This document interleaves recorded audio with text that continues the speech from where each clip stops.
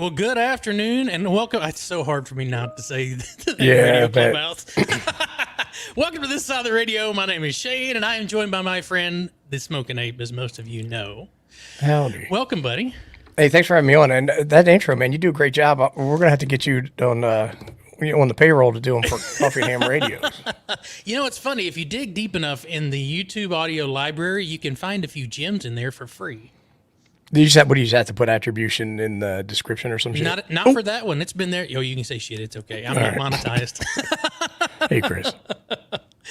But good afternoon to everybody in the chat. Today, I know Ape's on a short time here, so we'll jump right into it. But we were talking over the last couple of days. Every time I get a radio in to review, or I see other people review, the first thing that jumps into the comments is, well, is it dirty? It's Chinese crap, and it's got spur emissions, and it's junk. So what we wanted to do today is to explain to people what exactly a spurious emission is. The fact that it's really not that audible unless you're on a debris where you can hear yourself talk on the harmonic. But yeah, so let's jump into it. I think I've got some slides here. Let's just talk about what exactly is a spurious emission. Yeah, so it's funny because last night on the car channel, Hayden was talking about his buddy uses a Baofeng to make sure that he set up his 1.2 gigahertz microwave antennas working correctly because it has spurs that high. Oh wow! And if you can hear them, and Jim did a video of the Abri radio, and he was able to hear himself clear as a bell on the spurious emission channels. And actually, one of the spikes was higher than the fundamental. Oh God! Yeah, and he's like, "What the heck?" It was great. I was laughing so hard, but it's really any emission that comes out of your radio that's outside the necessary bandwidth of a transmission. So when we talk about FM and UHF and VHF, where transmission's about 25K wide. So anything outside of that is considered it's an unintentional signal, it's spurious emission, and they have to have a certain level of suppression associated to them. Otherwise, otherwise it's not in spec with the FCC rules, and technically you're not allowed to use it. And you could get fined. The likelihood of that happens pretty low. But, it's out there, and being good radio operators, we don't want to cause any interference where we don't want to, right? Right, exactly. Only intended interference. That's if you're doing POTA. So speaking of the FCC has some guidelines, and basically for what we do, a transmitter having a mean power of 25 watts or less, the mean power of any spurious emission supplied to the antenna transmission line must not exceed 25, and correct me if I'm wrong, that's microwatts, right? Yep, that's microwatts. And must be at least 40 dB below the mean power of the fundamental emission, but not be reduced below the power of 10 microwatts. Yeah. And so, when I first started testing radios, I just ignored the 25 and 10 microwatts. I don't now because I've learned more about it. Right. But the thing is, so at the bottom of this, I put the 25 microwatts as negative 16 dB down. And that's important because you could have the 40 dB span, but you're still above that 16 dB, negative 16 dB threshold. And as a result, your radio's still dirty. Now, if your fundamental is low enough that 40, so it would have to be 30, it'd be 19 dB plus 19. You only have to suppress it down to negative 20 dBm in order to be considered legit. So you only have to go down that far. But hitting that 16 is tough for a lot of radios. So you'll see them where they have 40 in the spread, but they don't go below that 16.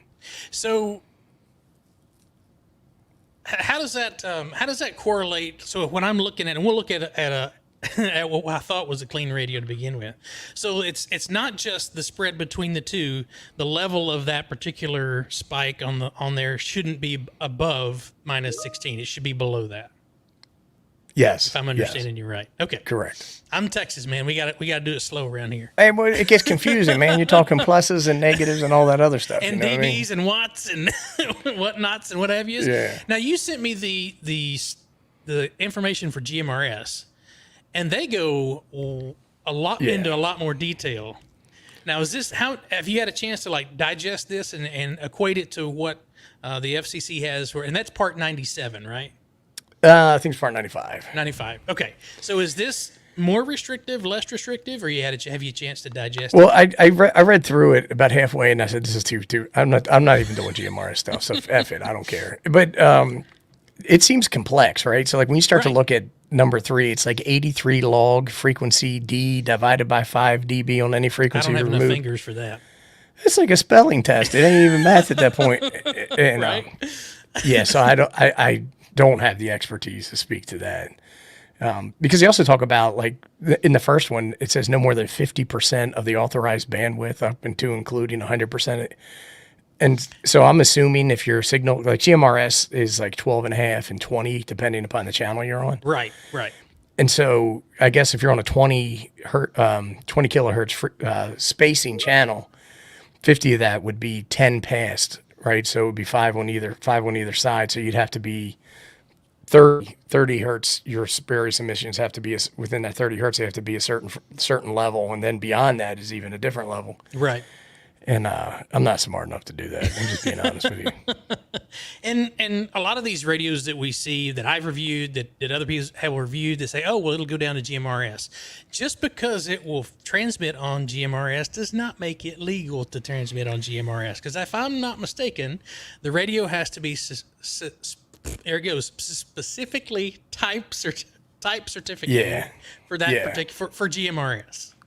Yeah. Well, the other problem is that your Baofeng has 2 settings, right? It's got wide and narrow FM. So the wide FM is 25K, the narrow is 12 and a half.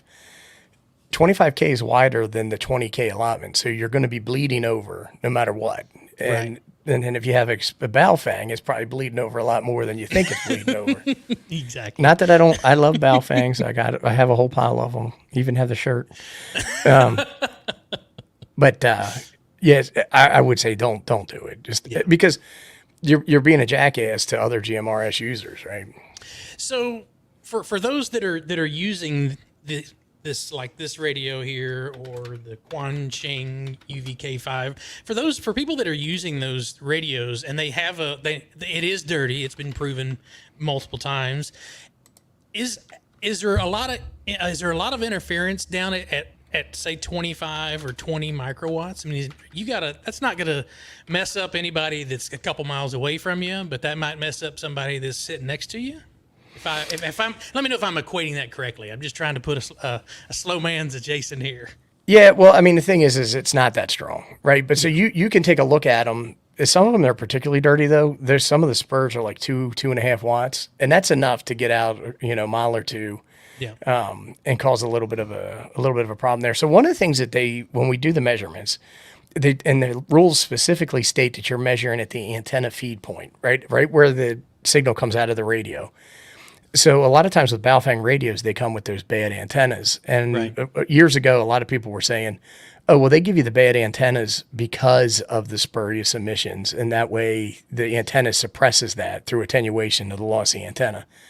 Well, that's all fine and good, but it's still illegal because the measurement actually comes from the feed point, it's not effective radiated I think emissions. that's what Ken was trying to say as well.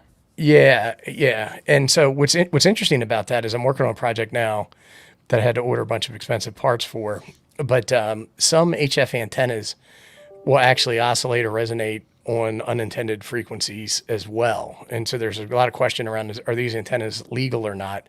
Well, technically, I guess they are, because the rule says from the radio output, not from the antenna output, as like Ken was saying. But it might be a problem depending on the antenna and the antenna design. And most of these HTs, I think there's so much loss in those antennas anyway that you're gonna the whatever microwatts coming out is probably not going to make it out of the antenna anyway. Yeah, they can't even hear you on your fundamental signal half the time. You got to scream in the radio. Yeah. Well, let's talk about what I have set up here. I don't have an overhead camera, so you guys will just have to bear with me, and hopefully my background removal will cooperate. But I have a TinySA basic, and I have a 40 dB attenuator, and I have a tiny little piece of coax coming off of that I'm going to plug into the top of the radio so that we can measure that. Let's see what you got. And there's a question in there before we jump into this. There's a question in there from 45 Auto. It says, what do manufacturers need to do to make these radios operate cleanly? Well, they need to have the right filtering on them is really what it is. So whether they're doing that in software or whether they're doing it with hardware, they need the appropriate filtering on them. Right.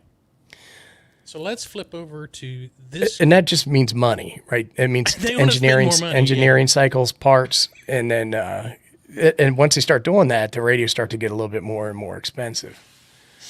So think like Woxun, however you want it, Wochang. Ocean.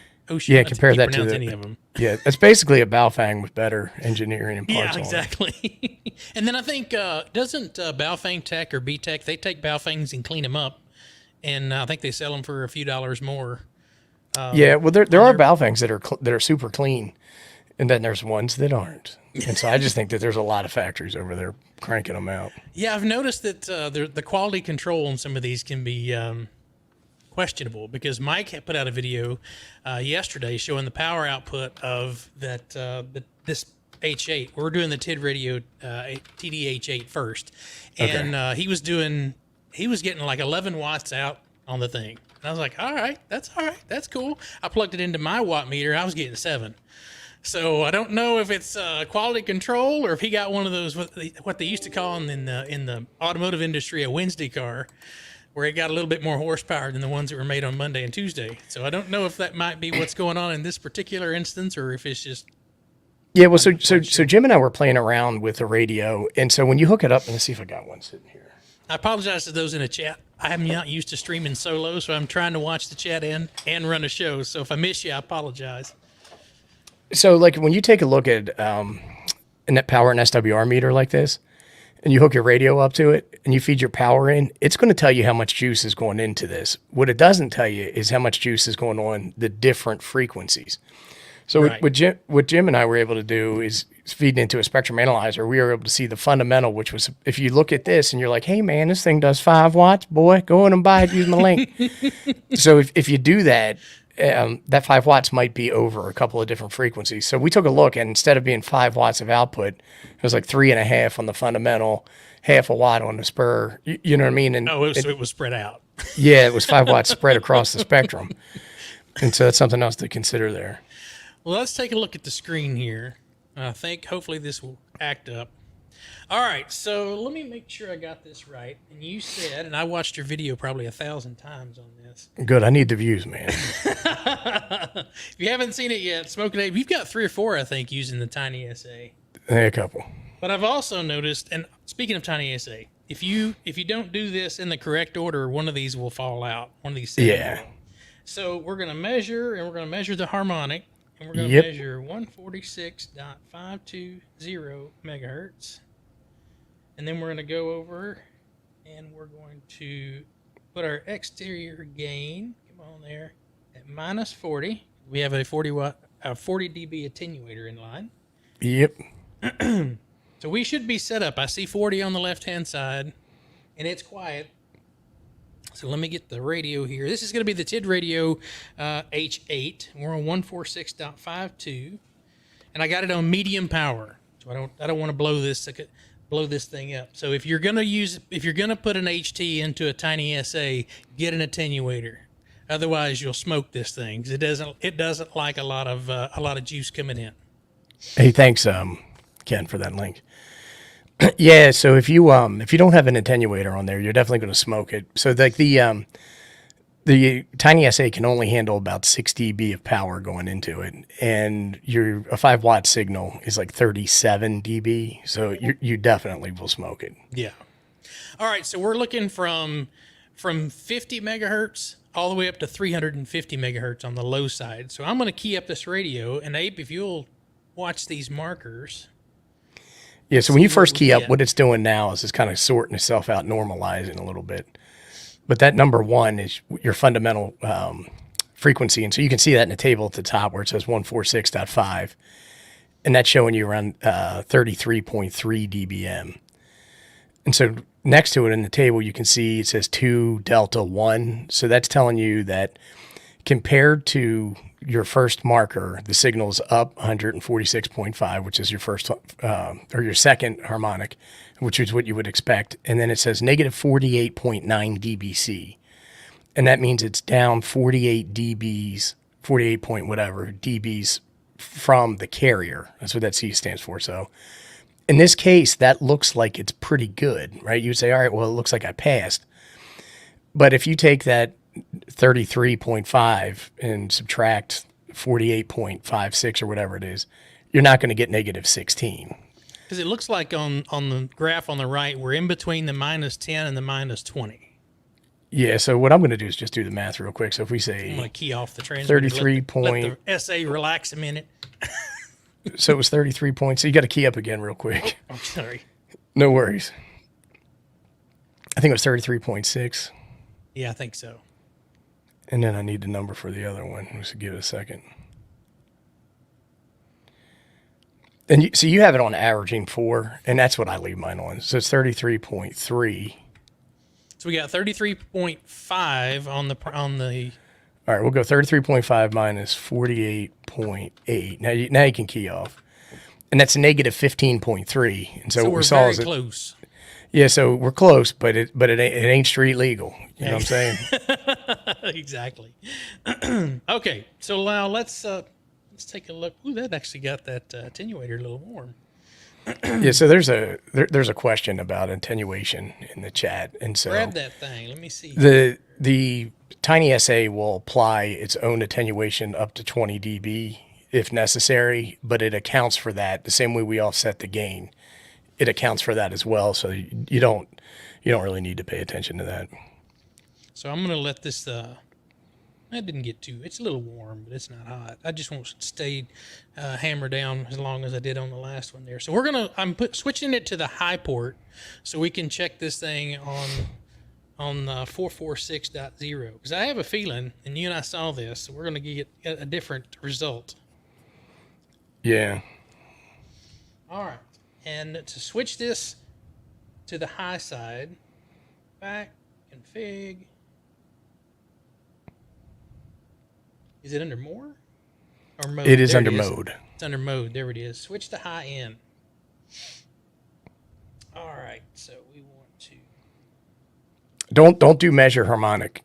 So what you just want to do here is just set your external gain because your actual harmonic is you're really transmitting 14652.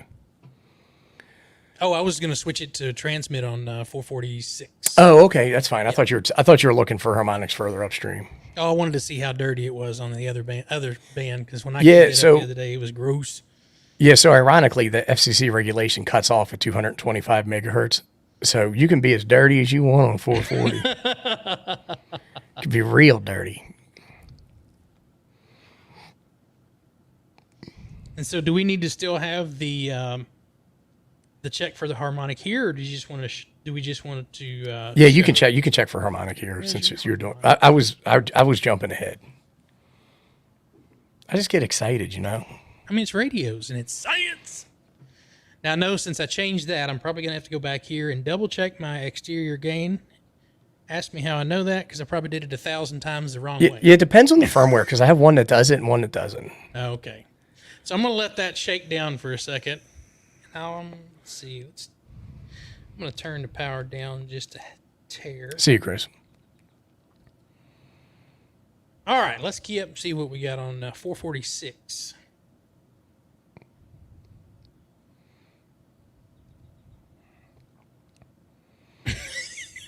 Yeah, look at that mess. I'm sure some of that will come down, but because the regulation is that they don't need to be as clean that high, that the guys in China will be like they're save a couple of yen on not putting the right filters in there. But so I'm actually looks pretty close. Yeah, I'm shocked. On this side. Yeah, I'm shocked. So we have 30 and then minus 54, and so that would give you enough to be clean. So it is, even though it's got these other little spurs outside of it, it still looks pretty clean up on 440. Yeah, I'm just doing the math to make sure. And that's negative 18.4 down, so below zero. So that one's good. Yeah, that one shockingly passed there. So let's switch over to the. I gotta not call it what we called it before we got the show started. The Quansheng.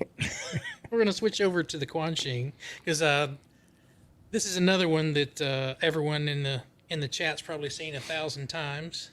Yeah. But let's wire it up. We'll go. Hey, Craig. 46. And let's change this power. All right, here we go.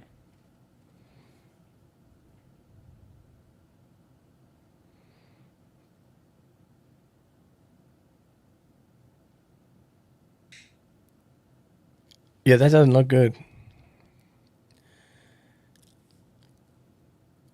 And see, you got a spur on the front side of that frequency, but that could some of those could be mixing happening inside of the TinySA.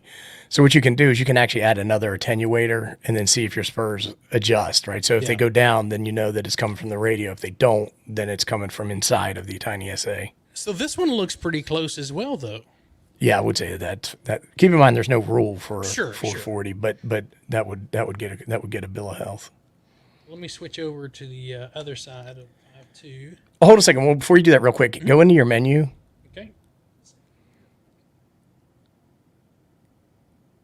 And then hit back. I'm sorry, you were right. Wherever you were, I think it was in display. Oh, right there. Stay there. Hit unit. And then pick watt. Okay. Now key that thing up. Now this is going to be a mess until it normalizes, but just give it a second. So we were talking about this on the Discord, where you can actually measure the watts of your signal. Trying to let that thing simmer down now. I see that's saying all nanowatts and stuff like that. There you go. So that should normalize, and then you can actually get a watt reading for your radio, and you can test power output that way. That one's showing like minus 400. Yeah, MW? that's milliwatts. Milliwatts. So that's like right now it's saying 900. So that's 0.9 of a watt Okay. below. But so that's saying right now, like your fundamental signal was at 1.03 watts. And that's and I had it on low power, so that Yeah, so that way you can test your power of your radio with this as well. Cool. Then you can see how that 5 watts is spread out. Yeah. So if you have like 1.09, I think is what it was on the one, and then 0.9 on the other, your radio's putting out 2 watts. So that's what you would see on this, right? But now you know see that where the wattage is where it's actually going. Yes. All right, so let's go to config. Back to the low side. We want to. No, wrong one there. Jody, it's because they got the orange button. You know what I'm saying? Like that orange button is tactical. So now you get all the operators. It's tactical. Like on SVU and stuff, they break out the Quansheng and they get on there and they're like, I got a 1010 in progress. Joe Brett, you have to correct me on that. I don't know what a 10. Maybe we do have one. I don't know. What it is. All right, we're gonna go minus 40. There you go. Yeah, sometimes I accidentally put in 40 instead of minus 40 and be like, what the heck? All right, here we go.